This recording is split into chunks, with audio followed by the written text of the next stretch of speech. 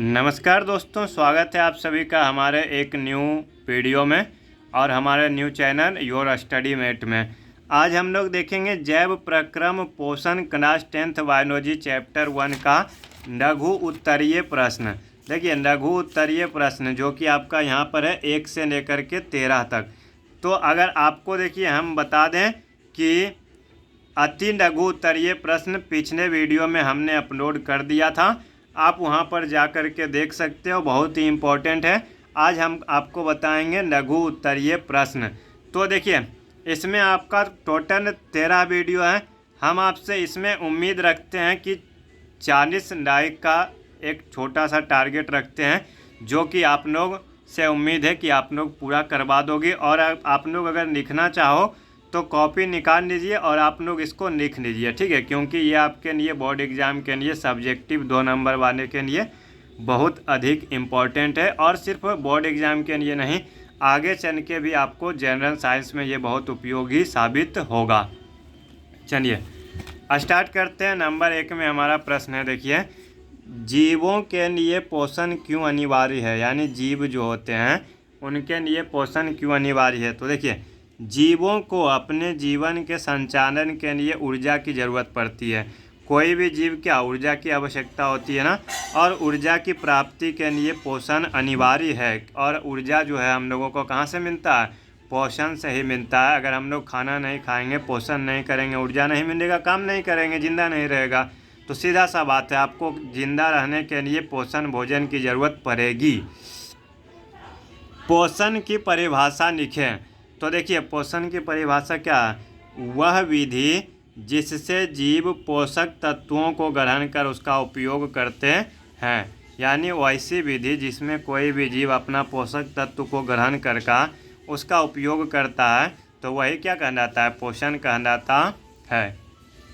चलिए नंबर 3 में है स्वपोषण में किन किन परिस्थितियों का होना आवश्यक है, इसके उपोत्पाद क्या है। यानी सीधा मतलब है कि प्रकाश संश्लेषण के लिए किन किन चीज़ों की ज़रूरत है और इसमें क्या बनता है। तो देखिए स्वपोषण के लिए सूर्य का प्रकाश, क्लोरोफिल, CO2 यानी कार्बन डाइऑक्साइड और पानी की उपस्थिति अनिवार्य है।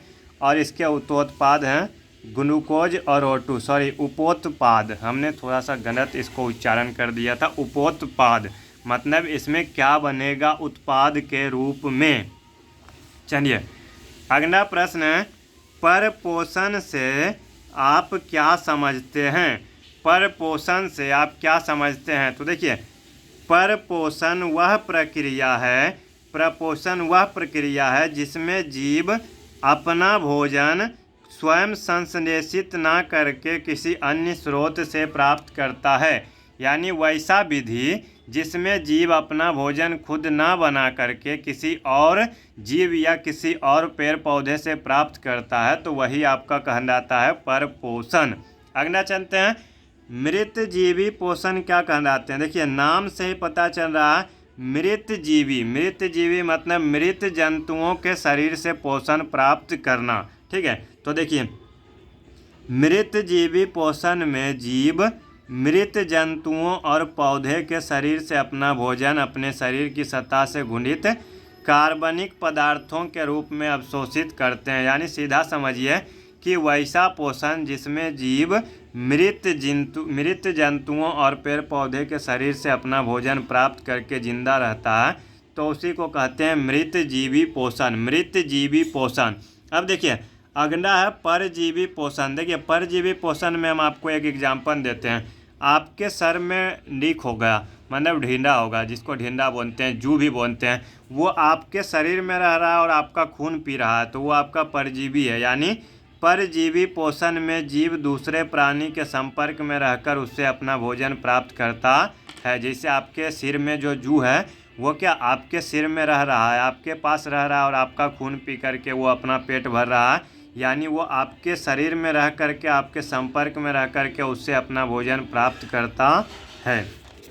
चलिए आगे देखते हैं। 7 नंबर में है प्राणी समपोषी जीव किसे कहते हैं। देखिए प्राणी समपोषी का मतलब होता है जो भोजन को बना करके खाता है, जैसे कि हम लोग जानवर, ठीक है, बना करके या मतलब पेट से खाता है और पचाता है। ठीक है, तो देखिए वैसा पोषण जिसमें प्राणी अपना भोजन ठोस, ठोस मतलब जिसे आप रोटी खाते हो, या तरल, तरल मतलब आप दूध पीते हो, के रूप में जंतुओं के भोजन ग्रहण करने की विधि द्वारा ग्रहण करते हैं, प्राणी संपोषण कहलाते हैं। अगला देखिए प्रश्न संख्या 8 में प्रकाश संश्लेषण से आप क्या समझते हो? प्रकाश संश्लेषण से आप क्या समझते हो? तो देखिए जिस प्रक्रिया के द्वारा पौधे अपना भोजन तैयार करते हैं और फिर उस मूलभूत प्रक्रिया को हम लोग कहते हैं प्रकाश संश्लेषण। ठीक है, जिस प्रक्रिया के द्वारा पौधे अपना भोजन तैयार करते हैं, भोजन बनाते हैं, तो उसी प्रक्रिया को, उसी तरीके को, उसी मूलभूत प्रक्रिया को हम लोग क्या कहते हैं? प्रकाश संश्लेषण। देखिए पत्तियों को प्रकाश संश्लेषी अंग क्यों कहा जाता है? पत्तियों में प्रकाश संश्लेषण की क्रिया होती है, इसीलिए पत्तियों को प्रकाश संश्लेषी अंग कहा जाता है। आपको पता होना चाहिए बच्चों कि पत्तियों में क्लोरोफिल होता है और क्लोरोफिल में प्रकाश संश्लेषण क्रिया करने की क्षमता होती है, इसीलिए पत्तियों को ही हम लोग क्या कहते हैं? प्रकाश संश्लेषी अंग कहते हैं। कोई डाउट नहीं होना चाहिए, जहाँ तक कि हमें लगता है। अगर कोई डाउट है तो कमेंट सेक्शन आपके लिए 24/7 ओपन है, आप कमेंट करिए, पूछिए। अगर आपका कमेंट सच में बताने लायक होगा, अगर आपने सच में सेंस वाला क्वेश्चन पूछोगे तो हम आपका जवाब जरूर देंगे। अगर आप कुछ सेंसलेस क्वेश्चन पूछते हो तो फिर उसका तो कोई मतलब ही नहीं बनता है। चलिए अगला प्रश्न है, भोजन के पाचन से आप क्या समझते हैं? भोजन का पाचन वैसी क्रिया है जिसमें भोजन को यांत्रिकीय और रासायनिक रूप से छोटे छोटे घटकों में विभाजित किया जाता है। यानी आप जो भोजन खाते हो, बताइए रोटी खाए तो रोटी टूटा, छोटे छोटे भाग में टूटा, तो वो क्या कहलाता है? वो पाचन कहलाता है। ठीक है, फिर आगे चलते हैं। मनुष्य के मुख गुहा में कितनी जोड़ीदार ग्रंथियां पाई जाती है? उनका नाम लिखिए। देखिए आपका मुंह हमेशा गीला होता है ना, थूक आता है। क्यों आता है? क्योंकि आपके मुंह में दार ग्रंथि है और उसमें बहुत सारे एंजाइम पाए जाते हैं जो कि आपका भोजन को पचाने में काम आता है। तो वो कुल होता है 3 जोड़े। ठीक है, नंबर 1 में आपका पैरोटिड ग्रंथि यानी पैरोटिड ग्लैंड। नंबर 2 में आपका सब मैंडिबुलर ग्रंथि यानी सब मैंडिबुलर सैलिवरी ग्लैंड।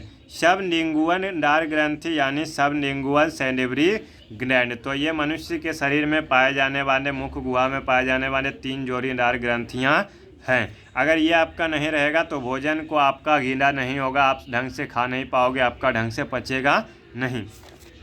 चलिए अगला प्रश्न है बच्चों, मनुष्य के अमाशय कितने भाग में बटा हुआ होता है? यानी अमाशय जिसमें भोजन जमा होता है तो उसका कितना भाग होता है और उसको आपको नाम लिखना है। देखिए 3 भाग होते हैं। कितने भाग होते हैं? 3। ठीक है, कितना भाग होता है? 3। Number 1 cardiac part. ठीक है, कार्डियक यानी cardiac part. Number 2 pyloric part. ठीक है, नंबर 3 फुंडिक यानी फुंडिक पार्ट। ठीक है, फुंडिक पार्ट। तो ये आपका मनुष्य के अमाशय के 3 भाग है, कार्डियक, पाइलोरिक और फुंडिक। इस प्रकार से देखिए अब हम लोग पहुंच चुके हैं अंतिम प्रश्न में, जो कि आपका प्रश्न संख्या 13। मनुष्य के छोटी आंत की लंबाई कितनी होती है और छोटी आंत के भागों के नाम लिखें। तो देखिए मनुष्य के छोटी आंत के 3 भाग होते हैं, ग्रहणी जिसको बोलते हैं ड्यूडेनम, जेजुनम और आपका इलियम। अब देखिए एक और प्रश्न था आपका कि छोटी आंत की लंबाई कितनी होती है। तो देखिए लंबाई इसका होता है लगभग 6 सेंटीमीटर। ठीक है, लंबाई कितना होता है? लगभग 6 मीटर और इसका चौड़ाई होता है 2.6 सेंटीमीटर। अब आप लोग सोच रहे होंगे कि 6 मीटर का तो इंसान भी नहीं होता है, तो छोटी आंत इतना लंबा कैसे होता है? ये पतला पाइप होता है और ये इस तरह से घुमा हुआ रहता है। ठीक है, आपने चिकन या ये जब चिकन में देखे होगा कि पाइप एक होता है पतला सा जो कि बहुत लंबा घुमा हुआ रहता है, तो वही होता है छोटी आंत। लेकिन ये आपका जो है ना आहार नाल का सबसे लंबा भाग होता है।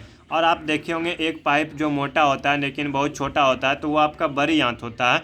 तो इसके डायमीटर के अनुसार इसका नाम रखा है छोटी आंत और बड़ी आंत। तो देखिए अगर आप चाहो तो इसको पूरा लिख भी सकते हो। आप हमारे व्हाट्सएप ग्रुप में ज्वाइन हो जाइए ताकि आपका कोई भी वीडियो मिस ना हो पाए। देखिए अभी हमने क्या किया, आपका अति लघु और लघु उत्तरीय आपका 2 वीडियो में बता दिया। अब इसका बचा है अभी आपका MCQ और रिक्त स्थानों की पूर्ति करें, वो भी हम आपको समझा देंगे एक वीडियो में। और दीर्घ उत्तरीय प्रश्न, इस प्रकार से आपका चैप्टर 1 क्या होगा, कंप्लीट हो जाएगा। और आप लोग जो देखिए अभी से अगर आपने कुछ भी नहीं पढ़ा है, फिर भी अगर आप इस चैनल से जुड़ते हो ना, हम अभी से एग्ज़ाम तक आपको पूरा कंप्लीट सिलेबस करवा देंगे एक शॉर्ट वे में, एक क्रैश कोर्स की तरह। तो चलिए आज के वीडियो आपको कैसी लगी कमेंट करके बताना, और आप बताइए कि ये वीडियो आप कहाँ से देख रहे हो बच्चों। और आप लोग से अनुरोध है कि वीडियो को अधिक से अधिक शेयर करें अपने व्हाट्सएप स्टोरी पे, अपने ग्रुप में, अपने इंस्टा स्टोरी पे शेयर करके आप लोग अपना प्यार और सपोर्ट दिखाइए। चलिए मिलेंगे आपसे नेक्स्ट वीडियो में।